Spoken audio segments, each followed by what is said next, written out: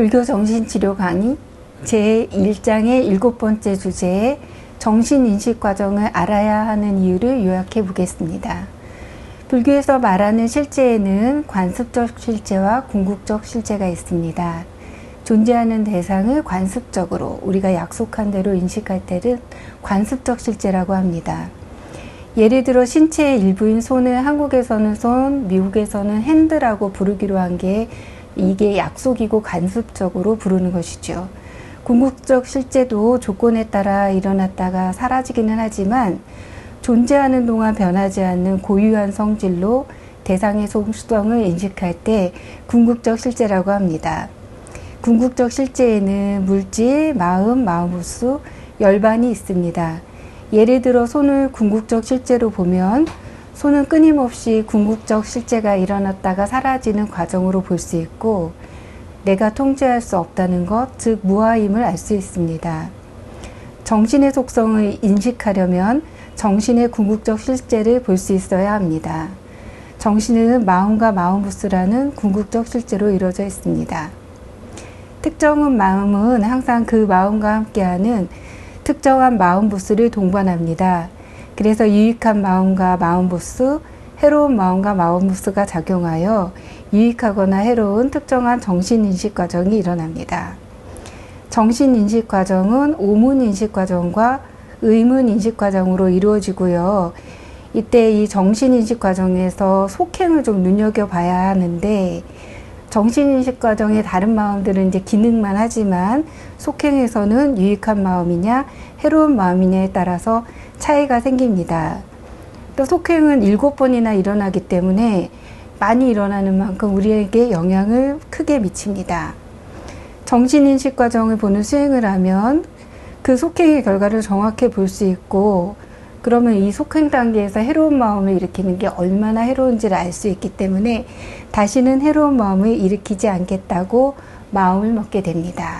그래서 질문을 드리겠는데 오늘은 아무래도 정신인식 과정이 좀 복잡하고 내용이 많아서 질문이 좀 많습니다. 그래서 박사님께서 질문을 들으시고 연결된 것도 있고 이러니까 조절을 좀 해서 대답을 해주시면 될 것 같아요. 예. 첫 번째 질문인데요.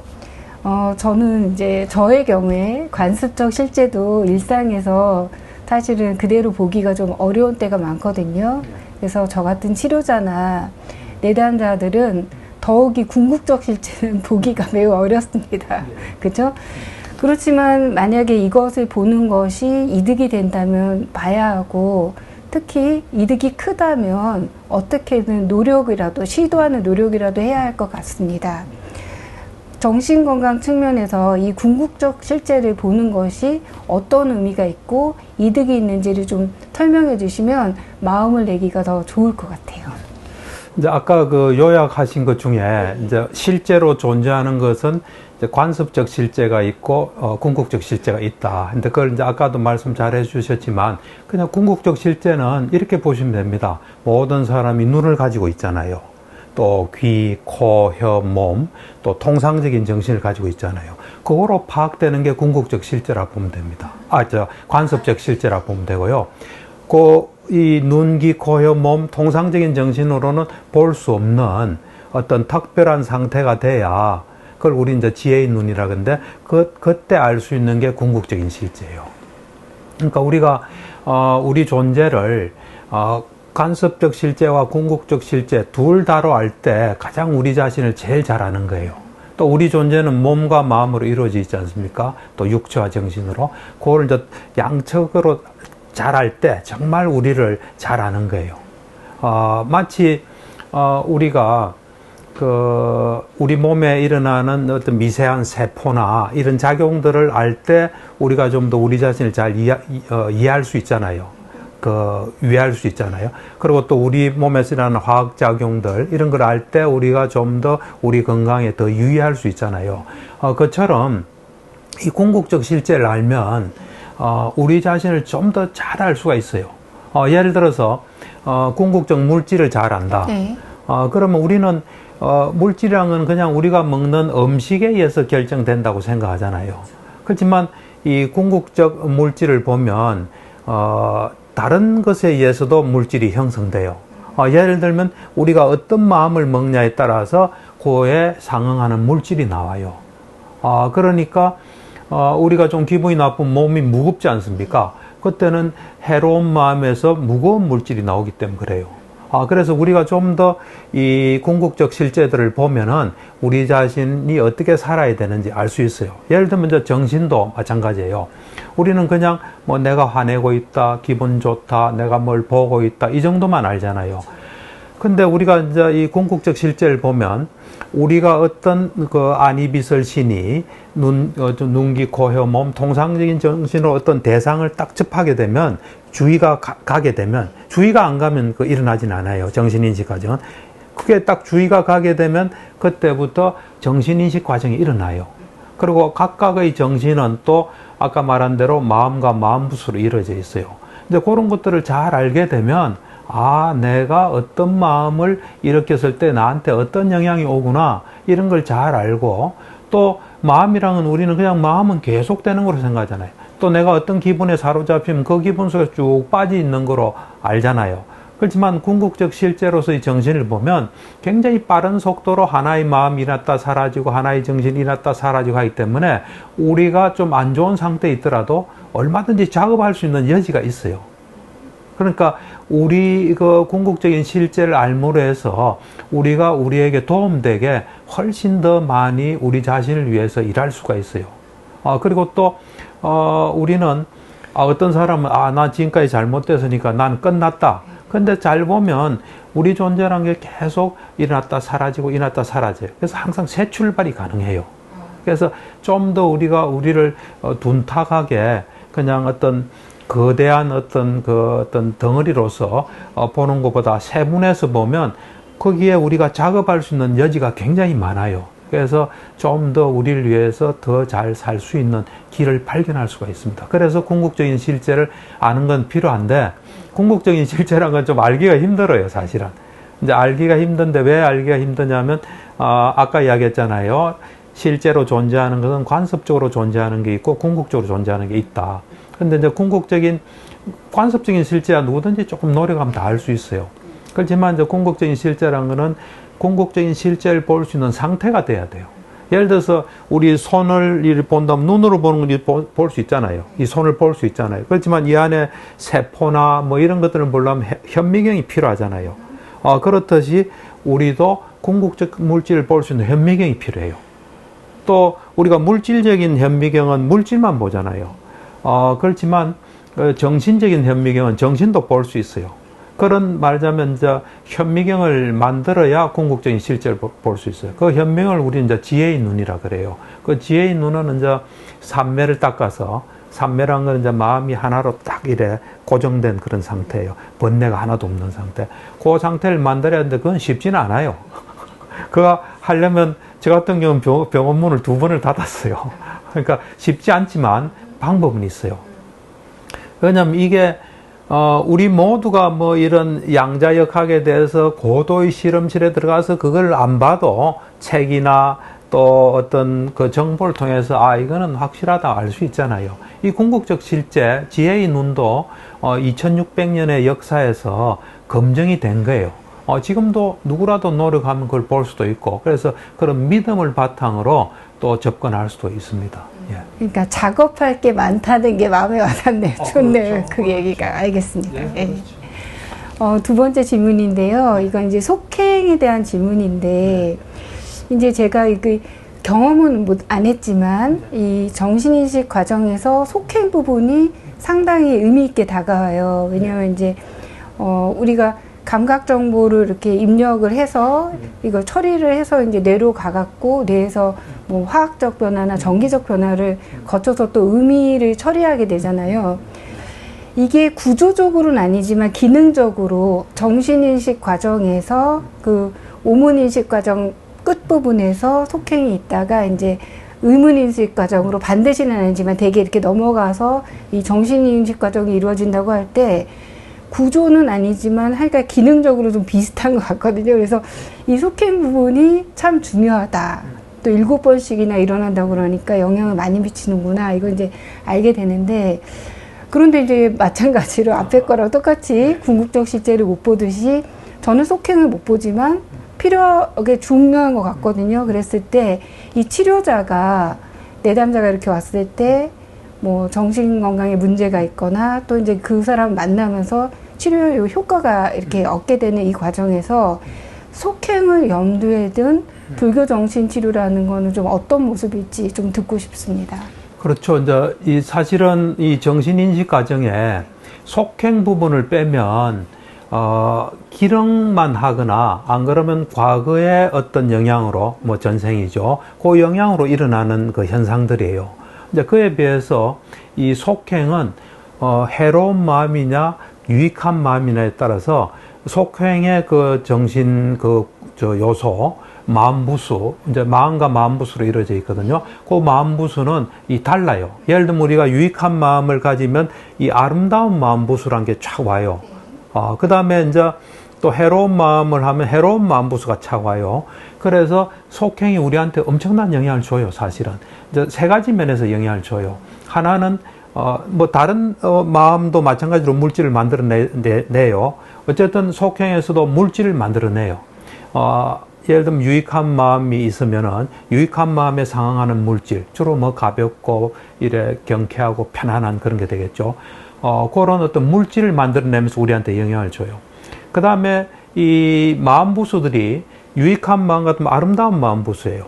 이 아름다운 마음부수들이 우리가 자신감이 넘치고 가볍고 이래 뭔가 이래 긍정적이고 뭘 잘할 수 있는 상태를 만드는 정신 상태를 가져와요. 이제 그에 비하면 해로운 마음부수들은 전부 다 별로 안 좋아요. 그래서 어쨌든 그 순간에는 그런 정신의 상태 속에 있는 거죠. 그래서 정신에 영향을 주고, 그 다음은 이제 이거는 참 뭐 쉽지 않은 이야기지만, 이 속행이 결과를 만들어내요. 그러니까 우리가 지금 존재해 있는 동안에, 그러니까 이제 그 업이라 그러는데, 이 생에서 조건이 되면 어떤 또 결과를 만들어내요. 그것이 이제 업력이라는 형태로 존재하다가, 그 다음에 이제 또, 뭐 좀 생을 연장하면 뭐 다음 생이라도 있을 수도 있잖아요. 또, 불교에서는 윤회가 있어요. 그래서 그 다음 생의 영향들을 쭉 주는 게 속행에서 일어나요. 그렇기 때문에 이제 속행은 굉장히 중요해요. 나는 불교 정신 치료를 하는 입장에서 볼 때, 이 정신 불건강이라는 것은 해로운 마음이 일어나고, 그래서 해로운 마음 부수, 또 해로운 어떤 속행, 이런 것들이 많이 일어난 결과라고 봐요. 이제 그런 측면에서 볼 때 우리가 정신건강을 회복하고 정신장애로부터 회복하는 길은 이 해로운 마음이 엄청나게 있었던 그 자리에 유익한 마음이 많이 일어나서 우리한테 좋은 영향을 주어서 이제 일어나게 정신건강이 회복되게 만드는 거거든요. 근데 사실은 속행은 결과예요, 사실은. 정신인식 과정에서 속행이 중요한데 이 속행은 앞에 것에 의해서 결정되는 거예요. 유익한 마음의 속행이냐, 해로운 마음의 속행이냐, 이것은 앞선 우리가 어떤 대상을 인식할 때 유익한 마음을 일으켜서 유익한 마음으로 보게 되면 이 속행이 유익한 마음의 속행이 돼요. 또 해로운 마음으로서 어떤 대상을 접한다. 그러면 해로운 속행이 되는 거예요. 그러면 어떨 때 유익한 마음이 되냐? 대상을 지혜롭게 볼 때, 지혜롭게 주의를 기울일 때, 해로운 마음 어리석게 주의를 기울일 때. 그러니까 이제 속행은 어찌 보면 결과죠.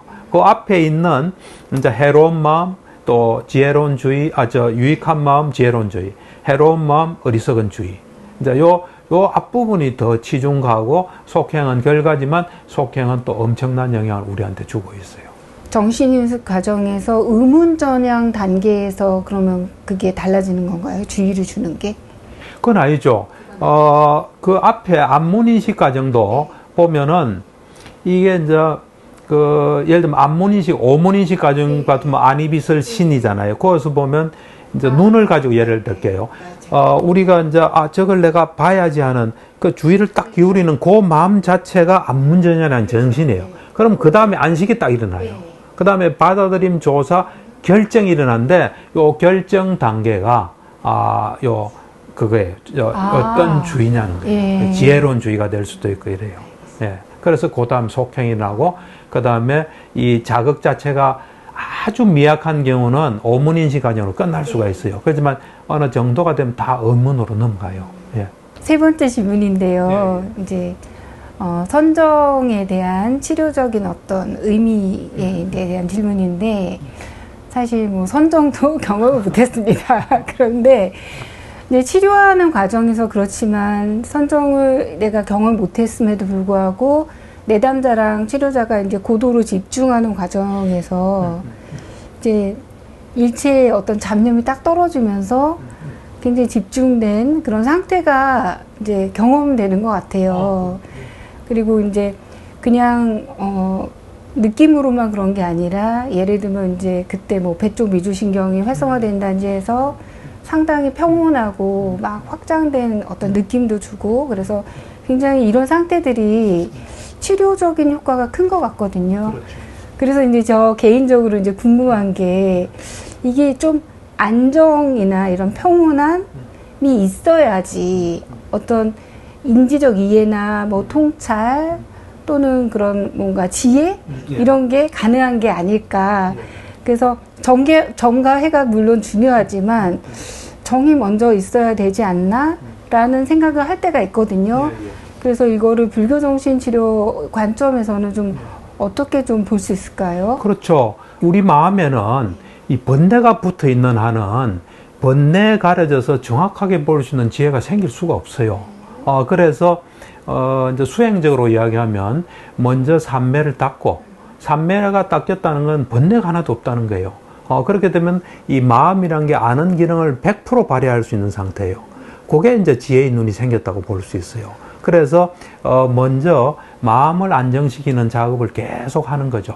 그래서 마음이 확고부동하게 아까 말씀하신 건 이제 그 어떤 그 치료하다 보면 딱 집중되고 그건 이제 순간적인 어떤 집중 상태죠. 그거보다는 그냥 아주 그 마음 자체가 어떤 것에도 가지 않고 확고하게 딱 마음이 한 대상에만 가는 그래서 번뇌가 그 순간에는 일체 없는 그게 이제 정이거든요. 그게 삼매예요. 예. 이제 삼매가 되면 그 어떤 번뇌가 없음으로 인해서 생기는 어떤 정확하게 뭘 볼 수 있는 지혜의 눈이 생겨요. 그래서 언제나 이래 보면 우리가 이제 예를 들면 수행하는 과정도 이래요. 예를 들면 우리가 아나빠나사티에서 덜숨 날숨에 집중하는 수행이 있거든요. 그 수행을 할 때 이제 앉아서 덜숨 날숨에 집중하다 보면 과거 습성상 생각이 나요. 그럼 그걸 탁 내려놓는 거예요. 내려놓고 여기로 돌아오는 거예요. 그걸 계속 하다 보면 이제 올라오는 게 없어지죠. 그 생각 속에 번뇌가 있을 가능성이 굉장히 높거든요. 그래서 이제 나중에는 어떤 딱 놓는 시스템이 확실히 되고, 지금 명상 대상에만 딱 가는 시스템이 확고히, 이제 생기는 상태가 되죠. 그때 되면 이제 다른 데는 갈 수가 없는 상태가 돼요. 그 상태가 이제 좀 더 확고해지면, 뭐, 한 1시간, 2시간, 또 앉을 때마다 그래 될 수 있으면 그게 삼매 상태거든요. 그래서, 언제나 이래 보면, 번뇌가, 있는 한은 우리를 자유로울 수 없어요. 예, 번뇌가 우리 내부의 적이라 보면 돼요. 그 번뇌가 없어졌을 때 우리는 마음이 편안하고, 마음이 편안한 상태에서 마음이 오로지 아는 기능을 발휘할 수 있는 어떤 지혜가 생긴다, 이래 볼 수 있어요. 이제 네 번째 질문인데요. 중독을 비롯해서 이렇게 분명히 손해가 되는 습관인데 멈추기 어려운 이제 그런 것들이 많이 있잖아요.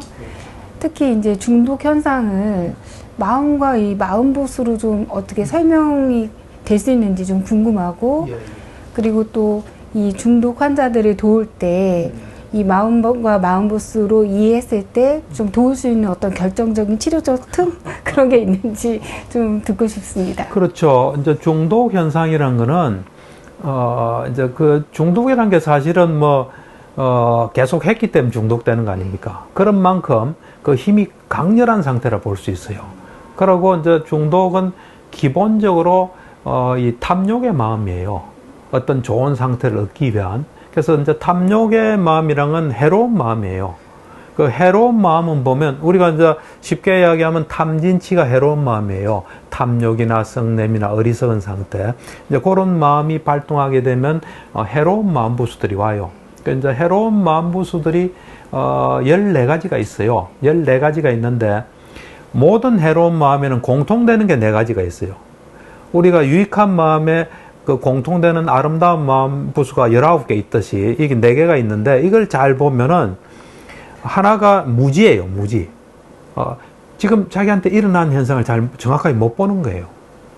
그 다음 두 번째가 이제 우리한테 해로운 걸 하면은 우리가 좀 부끄러워야 되거든요. 근데 그런 부끄러움이 없는 상태예요. 또 우리가 우리한테 안 좋은 것 하면은 두려움이 있어야 돼요. 두려움이 없는 상태예요. 그 다음 이제 마지막으로 덜뜸 상태예요. 우리가 뭘 차분하게 봐야 거기서 뭔가 이래 제대로 보고 뭐 우리한테 도움되는 걸 할 수 있는데 좀 덜 떠 있는 상태예요. 요게 해로운 마음에는 공통적으로는 이 4가지 마음부수예요. 일단 요 놈들을 이래 보면은 우선은 중독하고 있는 어떤 마약이나 뭘 하는 상태에서는 무지가 강렬하게 발동하고 있는 상태예요.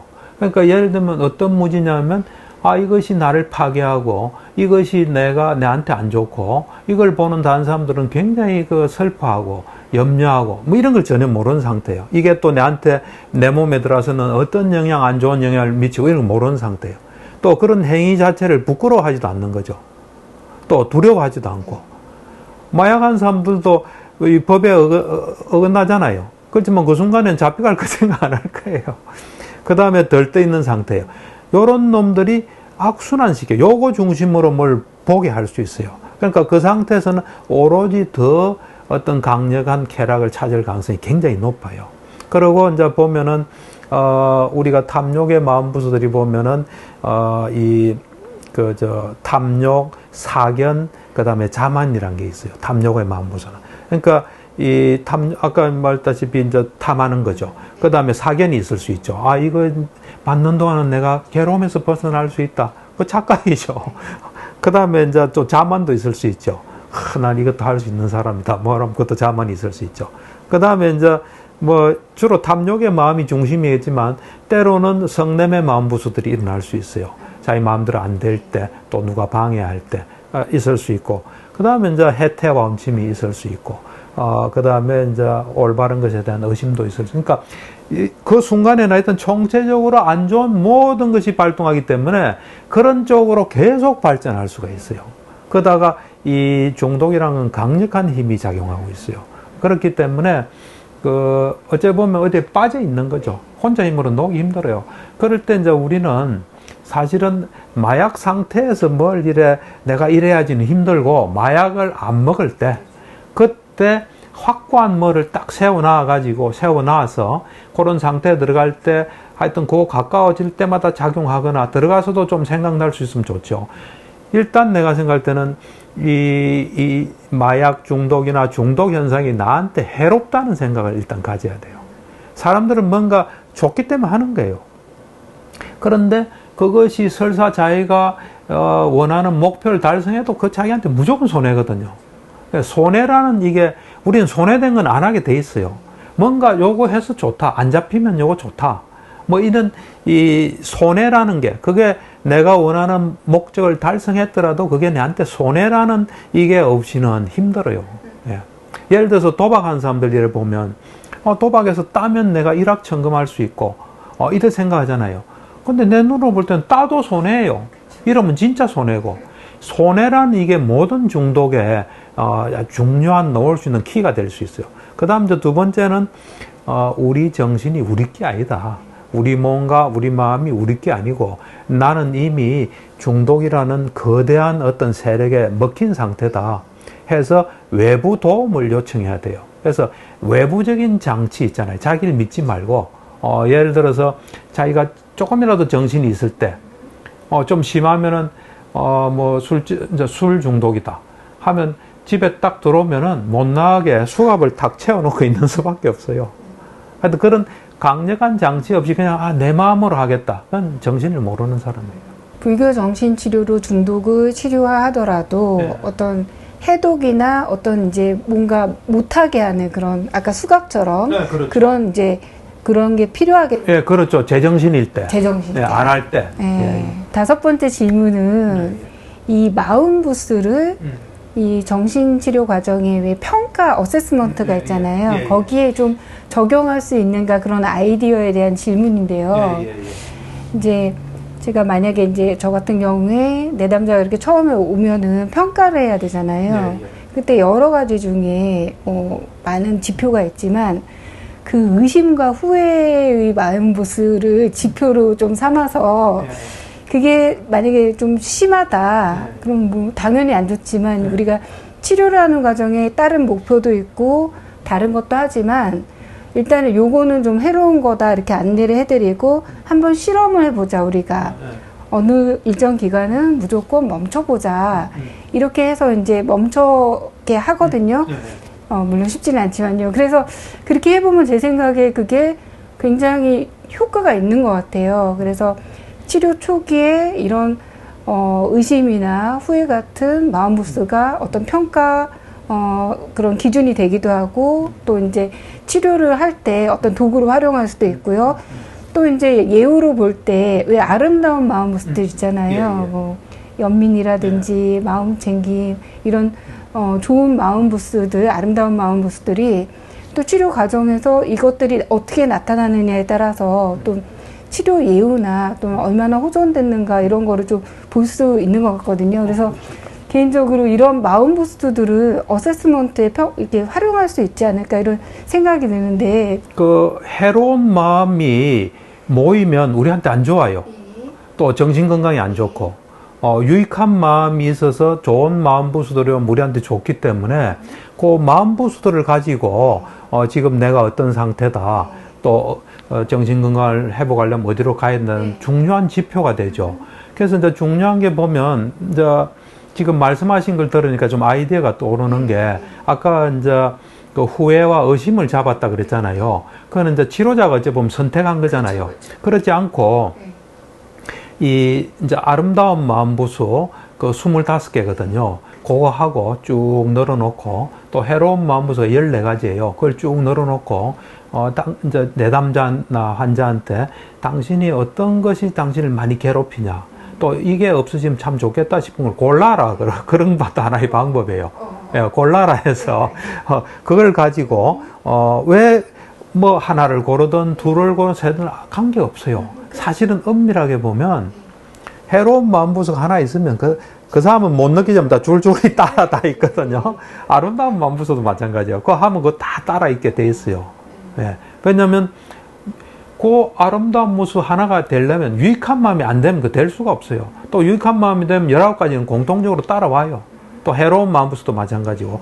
그러니까 이제 그걸 가지고 당신이 제일 좋은 거는 뭐 아름다운 마음부수 25가지, 해로운 마음 14가지 이거를 계속 보면서 잘 살펴라 하는 그래 하면 좋겠지만 안 되면 그 사람한테 절실한 걸 해서 그거 체크할 때 다 밑에 붙어 있으니까 그래서 그것이 일어나도록 어떤 경우는 이제 그게 마음부수라는 게 사실은 궁극적 실제라서 미세해요, 사실은. 미세하지만 우리가 또 그런 것들이 많아지면 또 본인이 느낄 수 있거든요. 그래서 그걸 가지고, 처음에 이제 당신이 지금, 어떤 마음부수들이 많냐, 제일 많은 거, 뭐 적은 거, 이래 해가지고, 요거를 좀 개발하도록, 요게 일어나면 좀 스톱하고, 요걸 개발해라. 그래 된다면 치료에 얼마든지 활용할 수 있고, 그런 걸 외우는 것 자체가, 벌써 중요하죠. 네, 안 좋은 건 멀리하고 좋은 건 자꾸 자기 거로 하려는 그런 노력이 생기죠. 그 다음에 이제 그러면은 마음부스를 어세스먼트에 이제 적용한다고 생각을 해도 그렇고 이 마음부스를 잘 이해하는 게 중요하니까 마음부스들에 대한 이제 질문을 드리고 싶은데요. 이건 이제 작지만 제가 잘 이해를 못해서 그런데 다른 마음과 같아지는 마음부스 이렇게 했을 때 이 다른 마음과 같아진다는 게 어떤 의미인지 좀 알고 싶어요. 그게 이제 그러니까 우리가 이제 기본 마음이 있고 마음의 기능을 하는 마음부수들이 있거든요.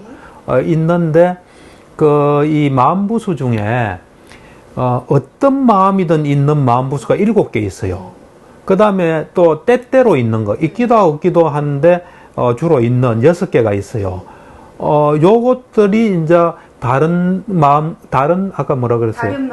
다른 마음과 같아지는 마음부수라 그랬거든요. 그 뜻이 뭐냐면, 이제 기본적으로 하면 기본 마음이 있어요. 그 다음에 언제나 있는 마음 7가지, 때때로 있는 마음 6가지. 그 다음에 이제 아름다운 마음부수 25가지, 해로운 마음부수 14가지예요. 뭐 각각 경우에 따라 다르겠지만.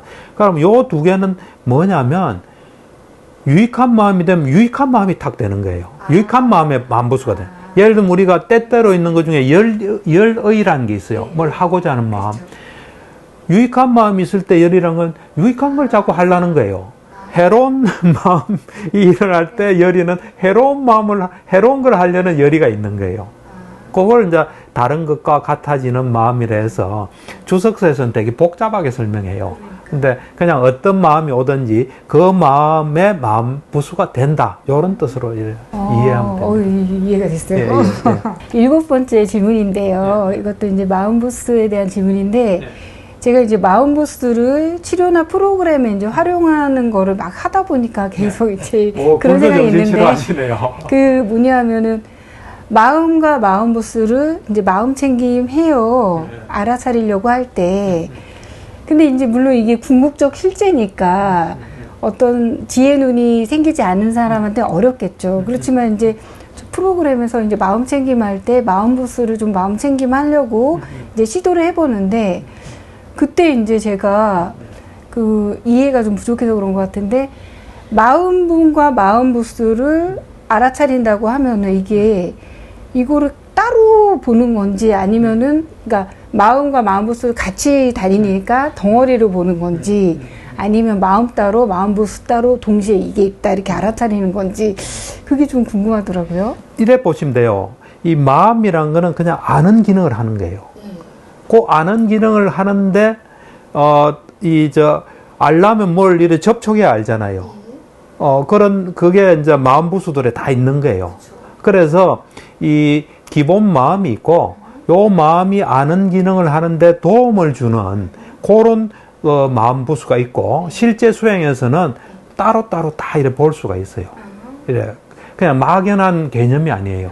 이제 수행을 하게 되면은 처음에 마음들을 계속 먼저 봐요. 그게 이제 확실해지면 마음과 또 접촉, 이제 항상 같이 있는 게, 우리가 이런 비유를 해요. 마음을 왕이라 치고, 그 다음에 이제 항상 있는 건 7주 대신, 그 다음 또 필요에 따라 나타나는 대신들, 뭐 이래 보거든요. 그래서 그거를 하나하나씩 이렇게 다 봐요. 실제 수행에서는. 보면 다 달라요. 예, 예. 근데 이제 어째 보면 총체적으로 마음이 아는 기능을 하는데 필요한 요소들이 마음 부수로서 다 있는 거예요. 그럼 총체적으로 아는 기능을 하는 마음도 수행적으로 확인할 수가 있고, 마음 부수도 확인할 수 있는 거네. 알겠습니다. 예. 그래서 궁극적인 실제에 들어가는 거예요. 물론 이제 궁극적인 물질, 마음 부수는 일어났다 사라져요. 그렇지만 있는 동안은 고유한 성격을 유지해요. 관습적인 실제는 있는 동안도 뭐 바뀔 수 있잖아요. 예.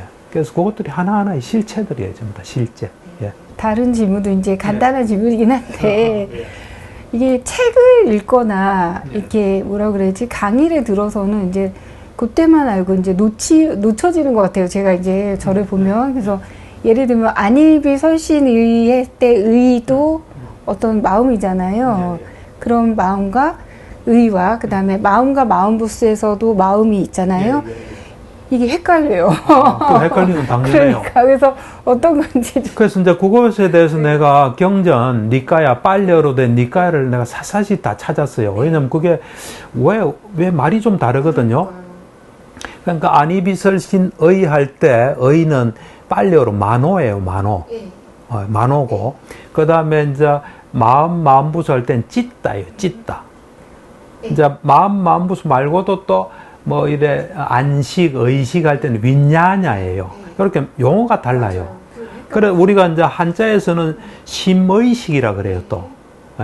근데 이제 그것들이 정신에 대한 거예요. 그렇지만 약간은 차이가 있어요. 어떻게 차이가 있냐면 그것이 하는 역할이나 기능에 따라서 약간 달리 이름을 부여해요.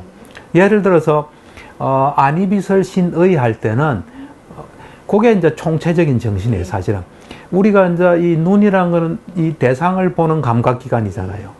귀는 소리. 그렇듯이 정신을 감각하는 기관이 있다는 거예요. 그게 안이비설신 할 때 의고 만호라고. 그 기능은 항상 만호라는 이름을 딱 붙여요. 의로 붙여요.